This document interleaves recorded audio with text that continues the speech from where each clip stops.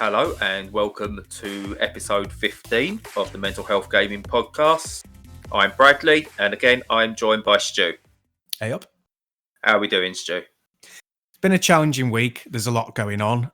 I'm sure everybody's impacted, especially in the UK, but globally as well. Yes. And it's at the stage now where it's there's a lot of things that you have to deal with and juggle. Sometimes it works, sometimes it doesn't. And it's been one of those iffy weeks, really. Yeah. Yeah, definitely. It's going to be one of those weird ones. I listen back to old podcasts all the time, whether they're like Mark Kermo doing film reviews or even the old Joypod podcasts and stuff like that. I like listening back to old ones. But I think when you listen to podcasts around this time, they're going to be like some kind of weird time capsule. Yeah, I think so. And it depends on how it all shakes out in the end. It'll either be something like, oh, we practically cured it with the level of antivirals we have plus preventative measures we have in medicine, or it will be we didn't get far enough and therefore the whole of society has changed in how it interacts. Yeah, or there'll be, what do you mean podcasts? You had a time when you had technology and you had to live normal lives. That's not possible. Yeah, it would be back to cave paintings and speaking around the fire. Yeah. I'm watching Future Man on Sci-Fi just to prepare for the next stage. Is that any good? I've not seen that yet. It is really good. It is superb. Yeah, it's odd. It's not. You can't logically look at it and go, right, that's good about it. That's good about it. That's good about it. Because it's one of those where you kind of take it in isolation and it's crap. In parts, it's like it's ham-fistedly acted in areas. It's over the top, but yeah, it's brilliant. It's just so good to watch. It knows what it's doing, and I think that's the good thing. It's self-aware, right? But I think when they're self-aware in that way, they're good. But we talk about video games here, not TV shows on the whole. So as we go, as usual, Stu, what have you been playing? A bunch, really. Some for review, some for just pure fun. I've been playing tons of Ace Combat 7 still. I just had a look at the time and I've done 26 hours in a week. So that shows approximately how much I rate the game. And so, yeah, I've already completed it and I'm just going through again so that I can unlock even better and more sophisticated technology. So that's great. And in between times, I've played a couple of little indie ones on the Switch for review. So Fledgling Heroes, which is a sort of Flappy Bird style game. The review for that will be up soon and you can see what my take was. And 80s Overdrive, which is very much in the style of Outrun and Chase HQ, but bigger and more expanded and with a lot of wrinkles like upgrading your car and things like that. And yeah, that's an interesting one because it feels like a project that both went wrong and went right. So the presentation's really great, phenomenal, really, for what it is. It kind of captures the essence of those sprite-scaled games like, Space Harrier and Outrun and Super Hang-On and all that, and Thunderblade from back in the day. But whilst also having superior sprite work and having polygonal landscapes. And the handling model in terms of steering and the basics is fine, but it's got a really, really poor collision detection thing to the point where I looked at other reviews after I've written mine and seen positive ones and gone, have people not really played this game through? Have they not gone very far down it? Because to me, it got to a stage where the way that you interact with other cars and the amount that they crash into you, which causes damage, which you then have to pay repairs for, stymies you so much that you're constantly paying for repairs and can't progress. So you're having to grind missions, levels, races that you've done before just to get enough money to keep yourself going. And it became really frustrating. And it felt like they'd turn the dials on damage and things like that far too high and not tweak them properly. So I don't know. I'd be quite happy for somebody that like yourself or to play it and tell me whether I was way off base with that, because it felt like a dodgy one. So what I know about the game is obviously it's inspired by Outrun, Chase HQ, games like that. and it originally, I say originally, so someone correct me if I'm wrong, but came out originally on the 3DS a few years ago. Now, I'm wondering whether it's an unfortunate game in that when it came out on the 3DS as an indie at that time, people still looked at indies as games that get away with a lot. It's like, it's not as good as Outrun, but it doesn't matter. It's like a small studio, etc. And it's not bad for a 3DS game. But now it's come to the Switch, and we're at a time where indies are leading the way. That it's the bits it did get wrong are just amplified. Whether you're playing something like this now and just going, we've seen in other indies do so much better. You can look at something like Grip. Technically, it's a technical marvel by a small studio. And if something like 80s Overdrive can't get the collision detection, or there's something off about that, it's just amplified now. I'm wondering if that was the case with you. Could well be. Yeah, that's definitely a factor. Also, I'm very forgiving of a lot of things in games, but when I do see a flaw, I won't let it go just to be generous, because it needs, you're doing a disservice to your audience at that point. And I think one of the major things, just to sort of put a bow on it before, to send people off to read the review, it felt as though they had gone, right, okay, to copy Outrun, we'll play the home conversions and get the best ones right, and then because we're then doing a home conversion style game. And the problem with that is, on all of those games, they had digital controls, not analog. But Outrun and the best copies of that in the home that have come out in the last sort of 5 to 10 years that have made sure that they've incorporated the analog controls, because Outrun was a magnificent cabinet worth tens of thousands of pounds in today's money. And they had full analog steering, full analog braking and acceleration, and you can't play the game properly without it. So you've got that thing I mentioned in the review of when you hit a corner with digital controls, you're going tap, tap, tap, tap, tap, tap, tap, so that you're not just holding it down and sliding off into the verge, but also not just going straight and missing the corner. And when you're doing that tapping thing, that's really reductive. We solved that problem, 25 years ago when the DualShock came out. And two, you've not using the analog accelerator, which obviously means that you're having to either let go of accelerate or press brake. And neither of those are sophisticated enough to create sophistication in the way that the handling model works, basically. So you either sit back and accept that it's going to be really basic, and like I mentioned in the review, like Lotus Esprit Turbo from 1990, which was a tap tap tap tap style of driving. That was so ahead of its time. It's so a brilliant game. Yeah, it's fantastic. It's really good. And you can imagine that if you took that today and said, right, okay, we're bringing that back, we're giving you full acceleration and braking and steering in analog, that would be amazing. But so just to counter that point for a second, is you're talking about obviously the digital and analog, and the way analog works really well for Outrun, and that I've played in one of those full machines with the car and everything. It's just the best experience.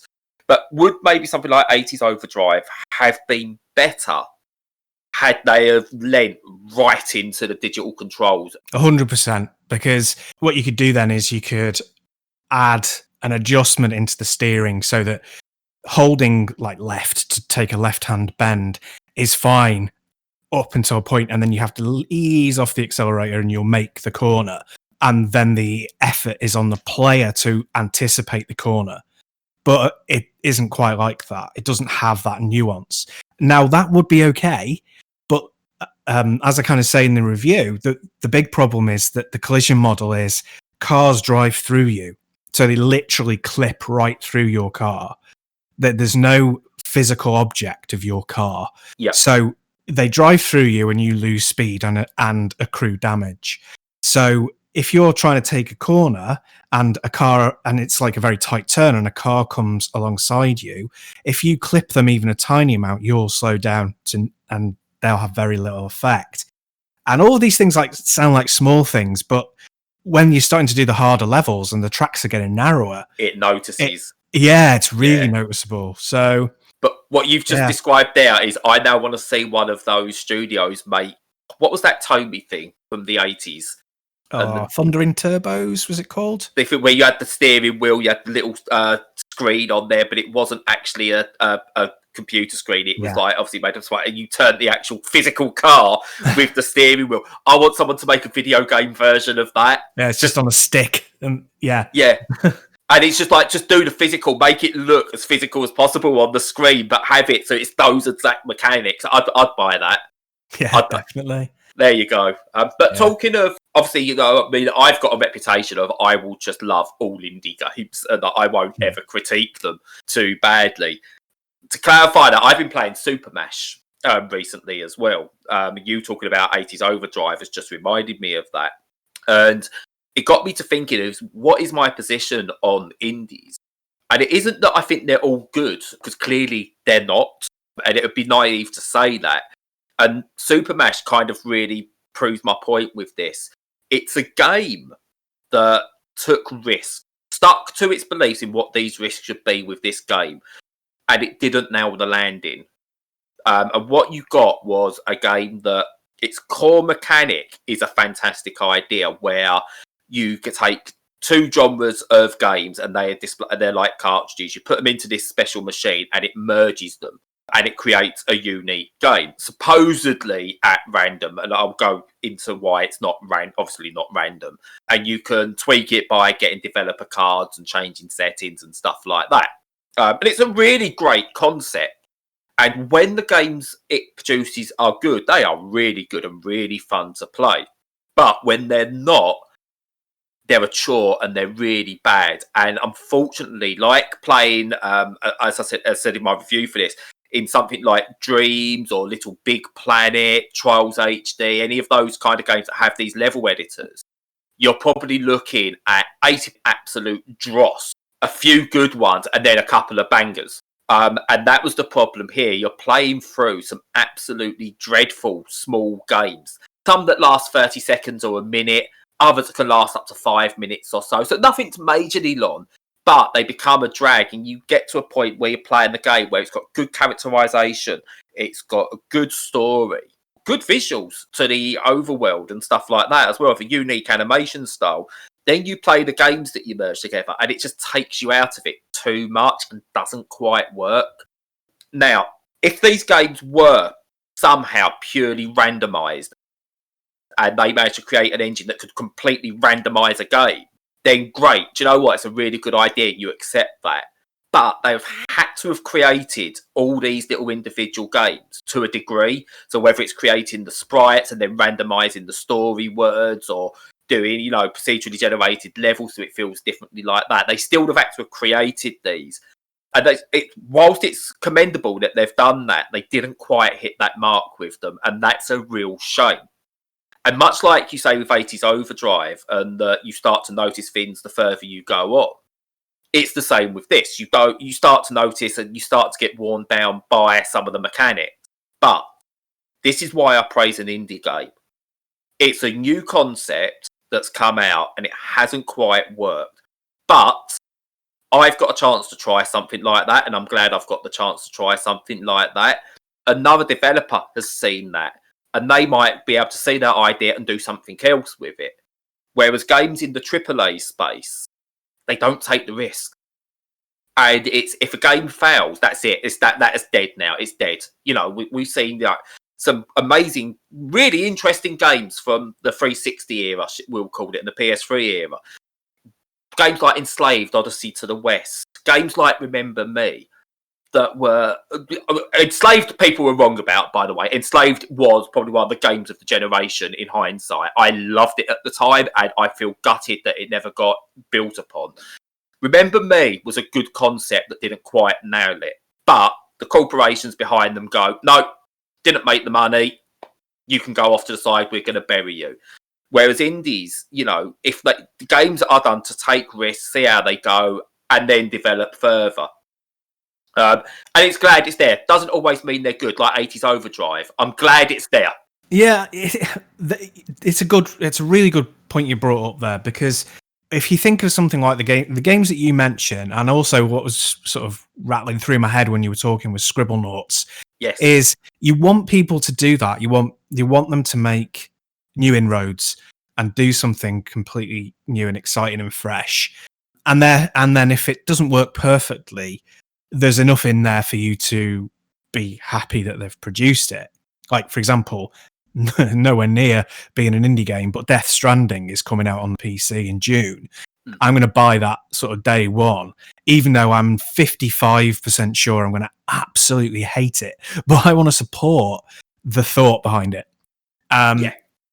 With 80s Overdrive, it's very specifically a retro cash-in. Now, cash-in might be a bit strong, but it's certainly not bringing anything that there's. I can say categorically, there's nothing in the game that's new, other than the fact that certain people had to draw it, and therefore the art style is, slightly different from the 80s things that it's copied. But other than that, in the driving, there's absolutely nothing new. No new ideas, no new handling model. So that makes me feel a bit like, but you had the space there to do something exciting. Yeah.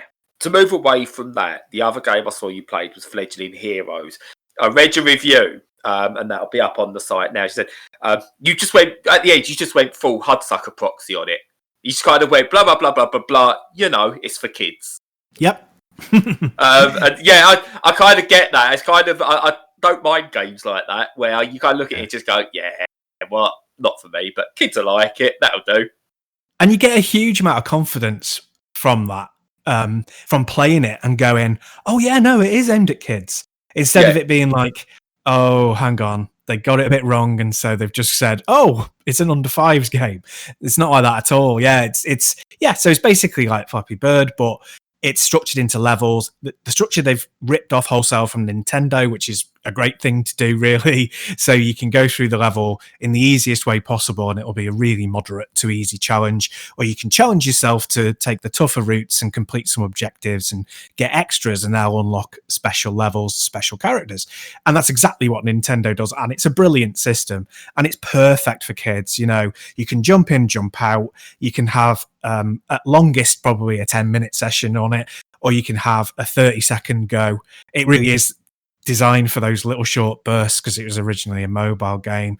And the way that it looks is gorgeous. It's not a sophisticated game, but the way that it looks is really lovely. It's that cutout and pop-up book style, clean geometry, very sharp rectangles, but all stitched together to make very pleasing and gentle characters, and beautifully coloured and animated. And you just stick a kid with that and they'll be happy as Larry for as much as 25 minutes. So that's fine. Again, it's why I decided with this site we'll never do review scores, because with a game like that, I suppose objectively you need to mark that down as if you were to give it a review score. I'm guessing you'd be looking at maybe a 5, 6 or something like that as a review score for something like that.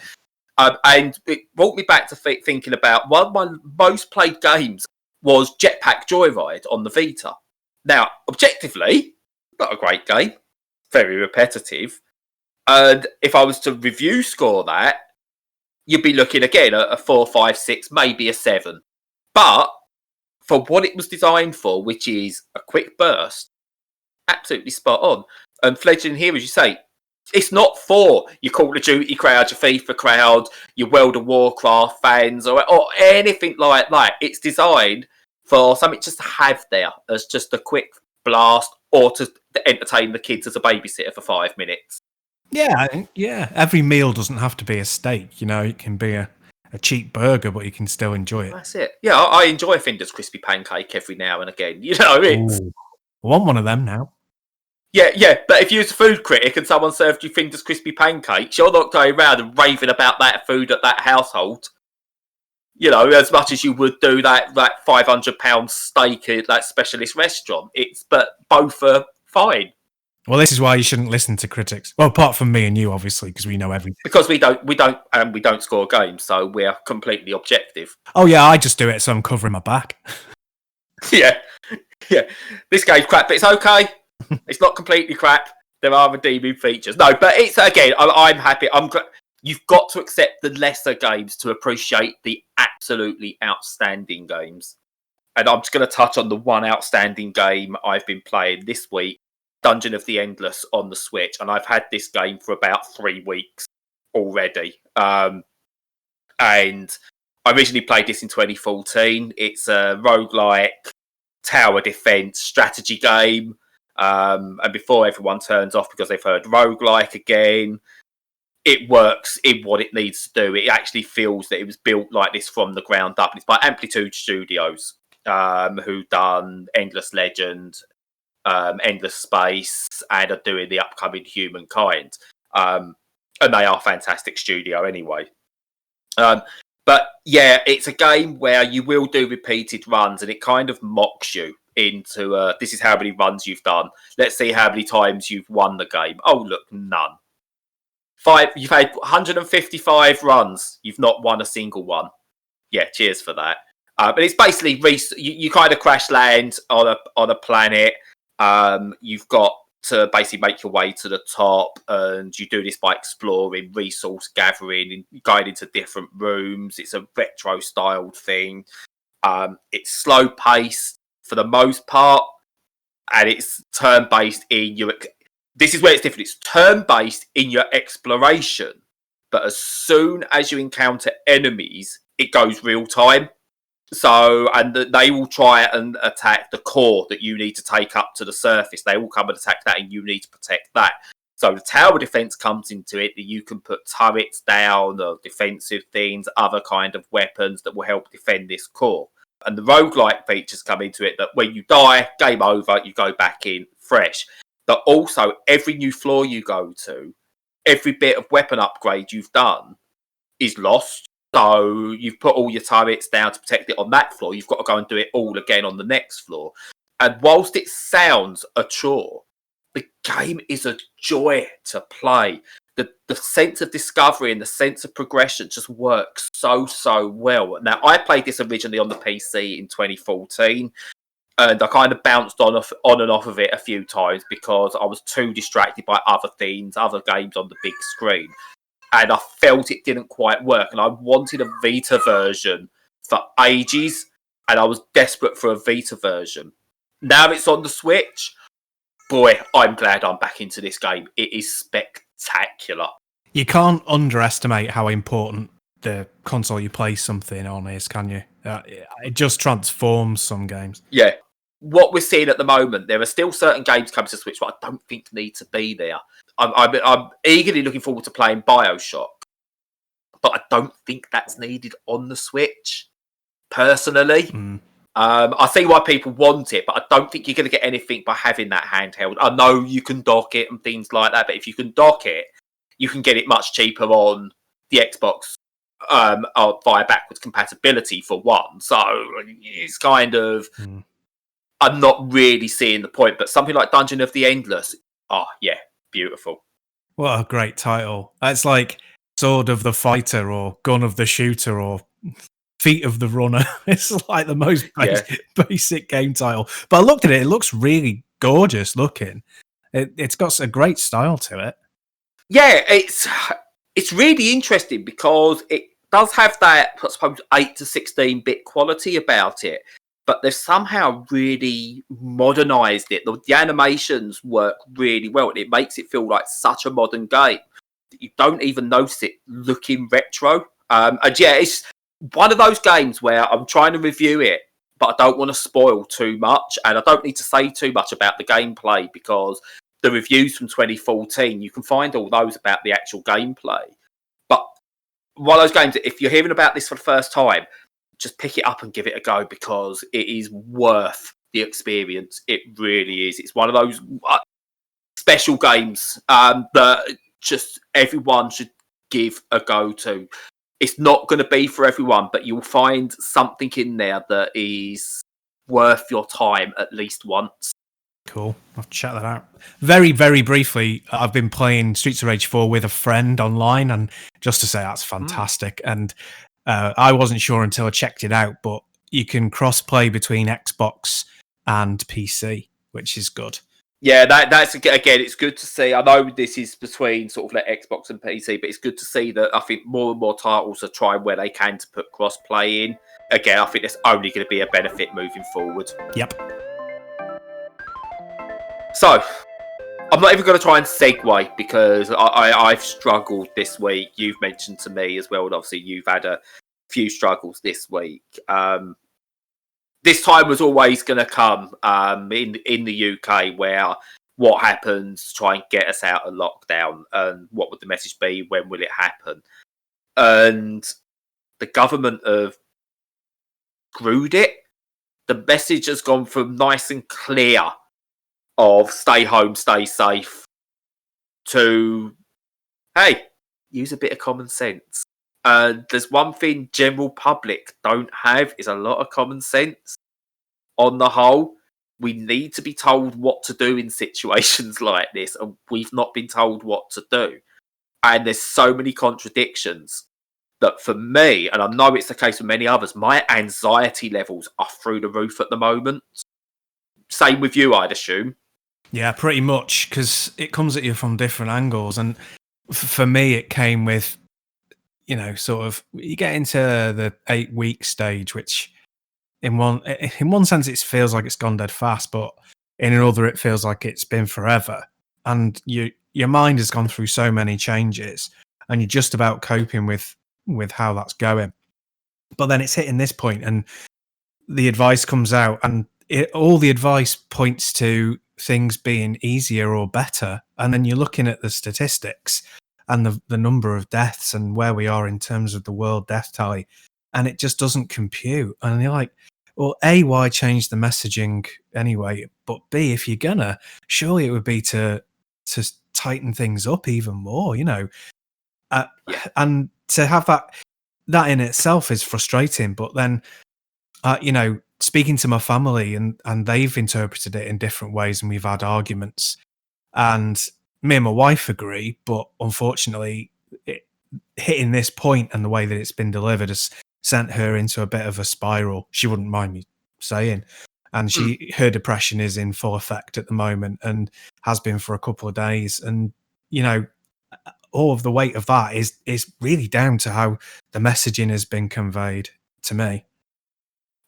Yeah, and the one thing that hit the most was obviously they gave the message on the Sunday, and it was a pre-recorded message, and you can find all stuff about how it was edited and stuff like that, and obviously there were changes made at certain points.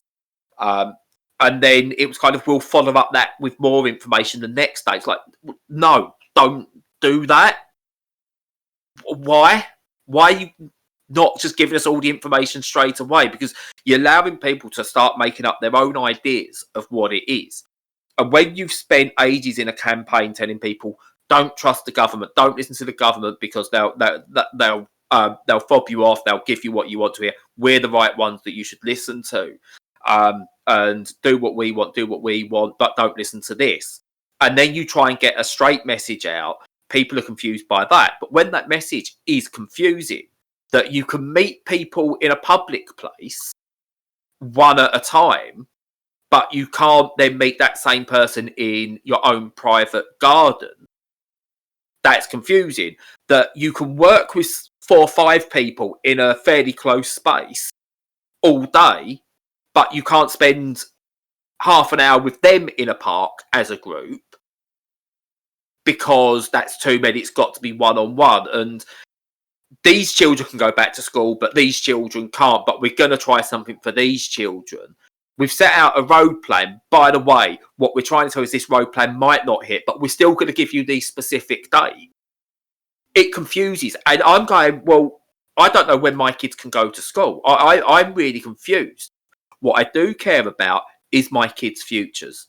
Now, my daughter is young enough that, okay, the social side of it, she's 3 years old, social side of it, she's going to struggle with, but I think you can overcome that to a degree. And I get that that's an issue. Education-wise, she's not missing out at the moment. But my son at the moment, what is he going towards? What can he do career-wise? He doesn't know what's going to be available career-wise over this. So these kids at the moment have got nothing. But what our government are doing at the moment, this is where my anxiety level really has hit because of this. They've turned round, and you can see this is all to do with getting the economy kick-started. It's to keep the capitalist culture working, to keep those gears moving. That's all it's for. They're doing it at the expense of people's health. Yet they're somehow trying to pivot and show that, oh no, we're doing this for you. We're trying to do this for everyone. If you can go to work, but don't go to work if you don't have to. We're putting it on you. We're not taking the responsibility. And I don't want the responsibility of potentially sending my children out or me going out and finding new work or anything like that puts other people at risk, that can potentially kill other people. I don't want that responsibility. Not in a crisis. That has to come from those in power. And then putting that on us, that terrifies me, and that has got me so wound up, and my anxiety levels, as I say, are through the roof because of it, and I'm struggling with what to do next. I just want to pin down even further in my flat and say, look, we're just not going out. Yeah, I think everything starts in this situation. Everything starts with the kids, because kids affect, how a large proportion of the public can work. Because of childcare and also how many teachers have to be there. Then there's the congregation thing and how many of them are in one space and then can come home and transmit that. And other than, hospitals, it's one of those, and care homes, it's one of those flash areas. And if you don't have, you can pick that thing and go, if we don't have clear guidance on this, we're screwed. And I think everyone has looked at the so-called guidelines and can pick a really good example of in their life and go, this doesn't make sense, we're screwed. So I've been told, my redundancy unfortunately has been restarted, and July 31st is going to be my end date, and that's not going to change. So they gave us a pause in the redundancy process that I naively thought was going to be for a couple of 3 months, and it ended up being 5 weeks. I think that was it. So, come the beginning of August, I won't have a job. And I've been looking at the job market, and it's not great. And with the messaging of, go back to work on Monday, unless you can work from home, how many companies are going to go, right, okay, we need to restaff. So let's bring people in, we'll start having interviews in the traditional style. This is the thing that just specifically impacts me, I'm talking about. We'll bring them in, we'll interview them in the traditional style. Yeah, we might have a bit of social distancing in the office, but, the government says people should be back at work. Our competitors are going to be back at work. We're going to have to be back at work. So am I going to be going into a market where I've got to put myself at risk?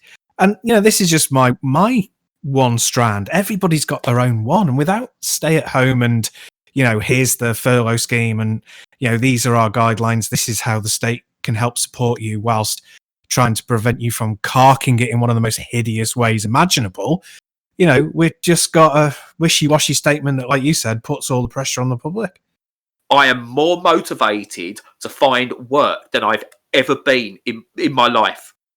I am so motivated to find something that as soon as it's possible, that the kids can go back to school, that's not because I haven't got the money. That's now because I have that safety net. And it's, again, why I still stay. And I've said it before, universal basic income is the answer to get people into work, because what you don't then get is a situation like this where God knows how many jobs are going to be lost because of markets dying, because people haven't got the money to go and spend or to do other things. Companies are having to fold so they can't employ people, which means less people having money.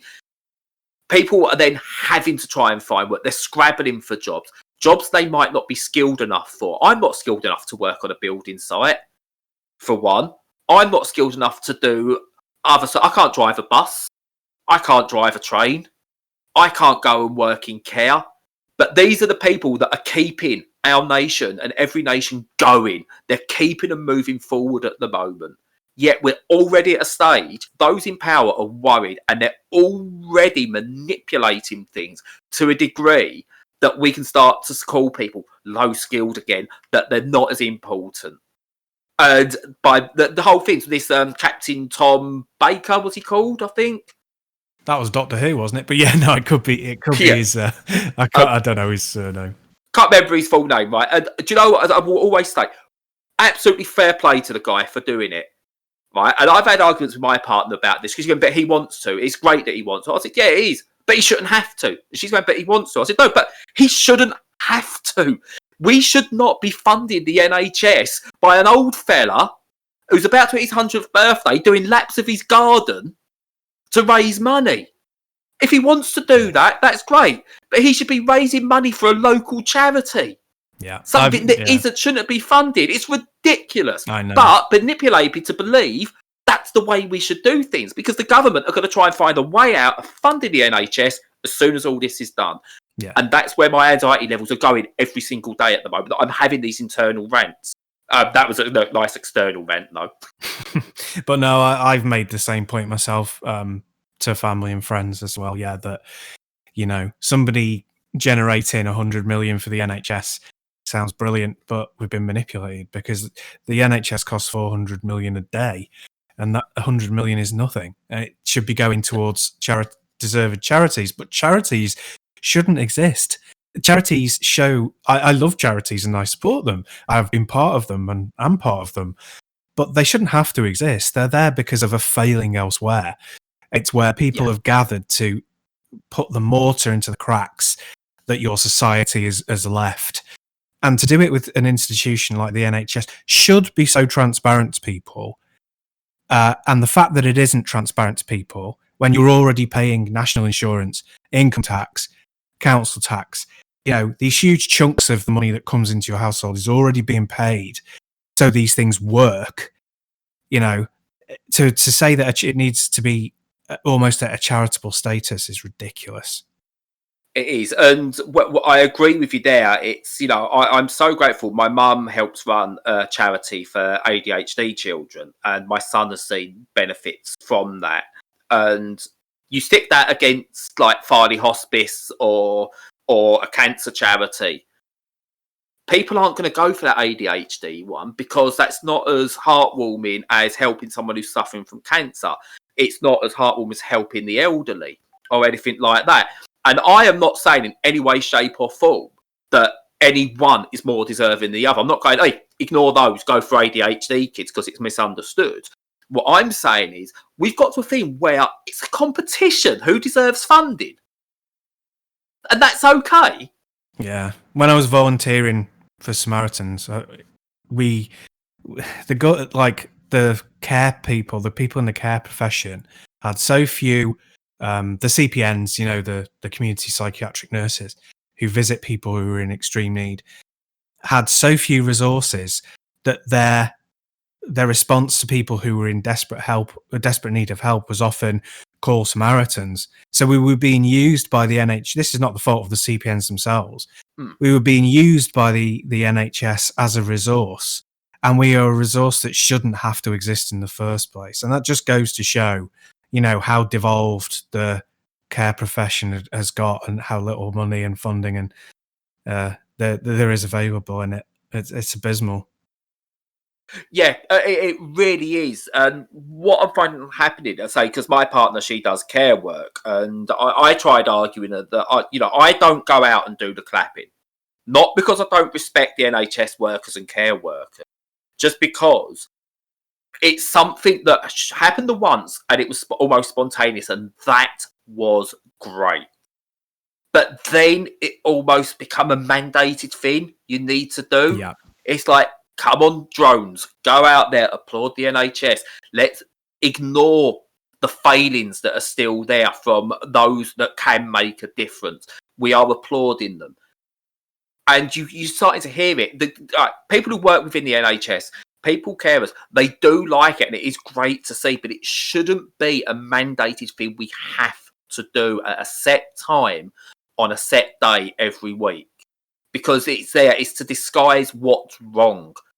And yeah, it's just really weird. I went from this period of just being really calm and okay and even happy at one point to within a few days that's just completely gone. It's just completely knocked out of me.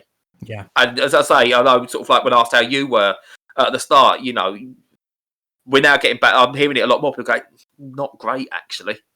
Yeah, I think we're in a crisis point now. I feel. Yeah, and I don't think it's been identified in the media quite yet, because they always seem to be quite far behind how the general public feel.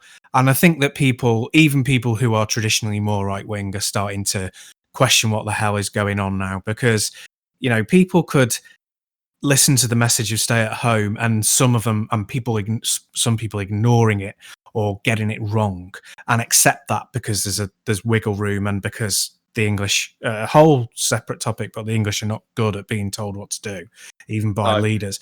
But there was we're going to try and course correct this into the right direction by staying the course with this advice. And I think that for them to come back and use this green branding to imply everything is moving in the right direction from danger to safety, I think everybody's reacting to that. They're seeing the stats and that they're not going down, and they're going, the advice isn't clear enough, and this is just driving everybody's anxiety through the roof. And I think, but it shows the importance of language. Yes. But also, you mentioned a point where you're sort of like, even some of the more right-wing commentators are sort of coming, sort of like starting to question. Have you had that point yet where you've kind of sat there, you see something, and just gone, me and Piers Morgan agree on something. This truly is the end times. What? When did Piers Morgan become the voice of the people? I've been signal boosting him. That's how bizarre is that? I mean, they've even angered Phil Schofield.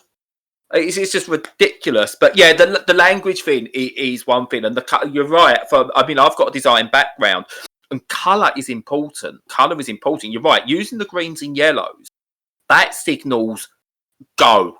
That signals just move forward. Yeah. That's telling people, look, these are the words, but subliminally, go out. Yeah. It's almost like they're actually still trying for herd immunity. Yeah.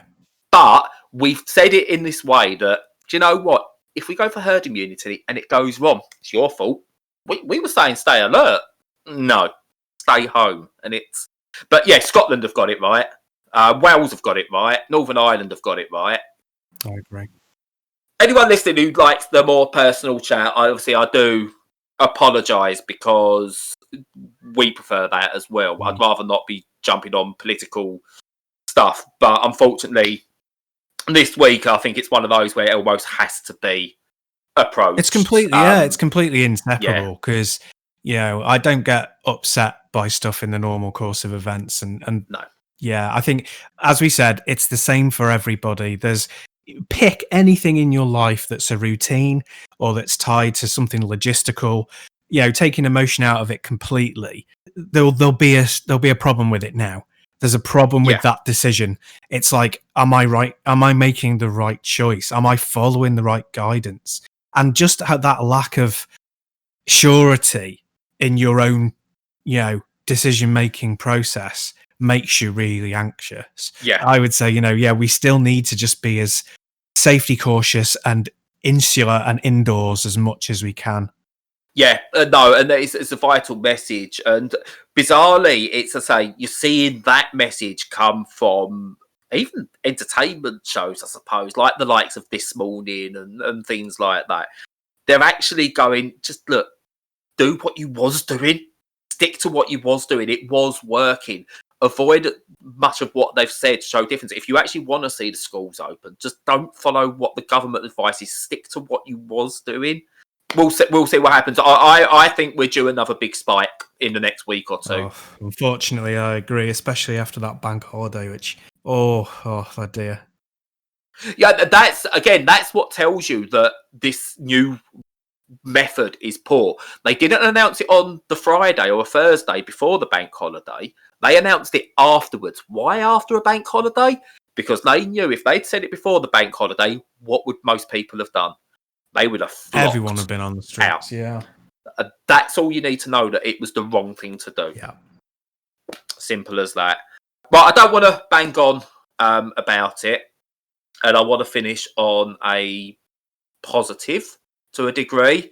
I've not been doing many videos this last 2 weeks because I've been waiting on some new equipment to come. Stu provided me ultimately with is it a preamp it's called, Stu? Yeah, something like that. It's like the Phantom microphone amp. Yeah. So my voice should sound even better or worse, depending if you like my accent or not, I suppose. So, but my voice should be coming through clearer on the podcast now. So lots of things behind the scenes that I've been doing. And yeah, so more videos should start to come out.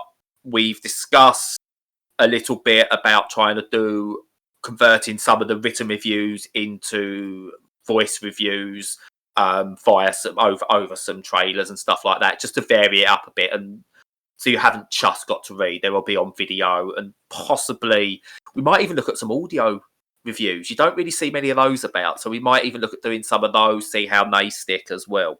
Lots of things in the pipeline, a lot of planning in the background, growth on the site. While everything else has been falling apart around, one thing that seems to be going well at the moment is the site is growing. And yeah, thank you to everyone who listens, everyone who contributes. It's just amazing to see how much this is going forward.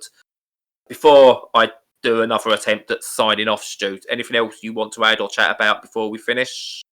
So, whenever we're going through crisis situations, obviously things are going to get to points where they're incredibly difficult. But I think the one good thing to look at and the one thing to keep hope in your heart about is that people genuinely care. And if they didn't care, then they wouldn't be anxious about what's going on.